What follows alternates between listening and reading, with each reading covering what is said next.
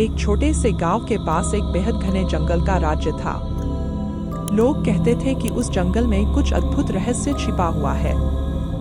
डरपोक लोग उस जंगल में जाने से डरते थे, लेकिन एक युवा नाम के लेखक आरव उस रहस्य का पता लगाने का फैसला किया।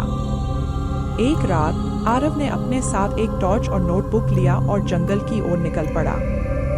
जंगल में पहुंचते ही उसे वहां की अद्भुतता और चुपचापापन महसूस हुआ।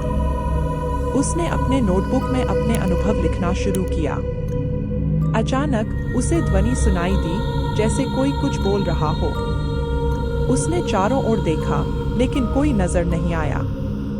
वह सोचने लगा कि क्या यह सिर्फ उसका वहम है। तभी वहां से एक और ध्वनि सुनाई दी और इस बार वह उसे पहचान गया। ध्वनि कह रही थी, तुम्हें जल्दी जाना चाहिए, यहाँ से बच जाओ। आरव ने तुरंत वहां से भागने का फैसला किया, लेकिन रास्ते में एक बड़ा हादसा हो गया। उसने टॉर्च की रोशनी में एक अदृश्य बांधा देखा, जिसने उसे रोक दिया। वह डर के मारे थम गया और फिर उसने अपनी आंखें बंद की।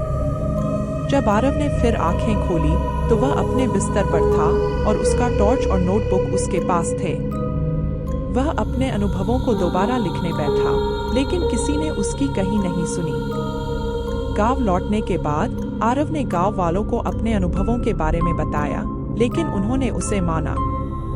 वे कहते थे कि आरव ने बस एक बुरा सपना देखा होगा। लेकिन आरव जानता था कि उस रहस्यमय जंगल में कुछ अद्भुत होता है, जो किसी को नहीं समझ में आता।